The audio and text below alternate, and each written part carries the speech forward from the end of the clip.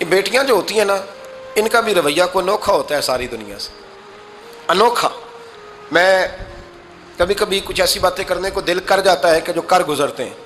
ایک صاحب مجھ سے ایک دن کہنے لگا، حضرت صاحب بڑی مشکل میں ہوں اور اتنا کٹھن وقت آ گیا کہ کوئی حال ہی نہیں۔ میں نے ان سے کہا کہ اپنی اماں سے دعا کراؤ، مسئلہ ٹھیک ہو جائے گا۔ میں نے لگا اماں تو انتقال کر گئی، تو میں نے کہا بہن سے دعا کراؤ۔ کہنے لگا بہن دور رہتی ہے، تو میں نے کہا پھر بیٹی سے کرا لو۔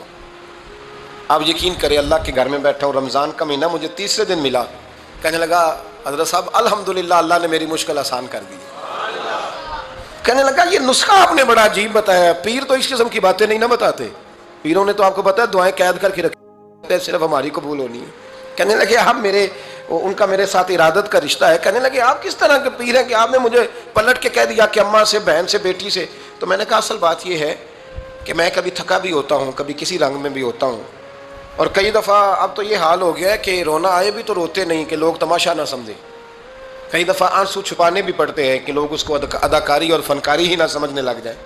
تو میں نے کہا یہ جو بیٹی ہوتی ہے نا، یہ جو بہن ہوتی ہے، یہ جو ماں ہوتی ہے، اس کو اشارتاً بھی آپ کان میں کہہ دینا مشکل میں ہوں تو یہ رات کو رو رو کے مصلی بھگو دیتی، یہ رو رو کے دعا مانگتی ہے بیٹے کے لیے، بھائی کے لیے، باپ کے لیے۔ اس کا رنگ ہر بیٹی پیار کرتی ہے، اور یقین کریں کہ کلیجہ ٹھنڈا ہو جاتا ہے جب بیٹیاں چھاتی پہ لیٹتی ہیں، تو لطف آتا ہے کہ اللہ کریم نے اس ننھی سی کلی میں کیا ٹھنڈک رکھی ہے کہ سارے دل کا جو ہے بوجھ اس نے ہلکا کر دیا۔ تو بتائیے پھر میرے نبی پاک کی شہزادی کی حضور سے محبت کتنی ہوگی۔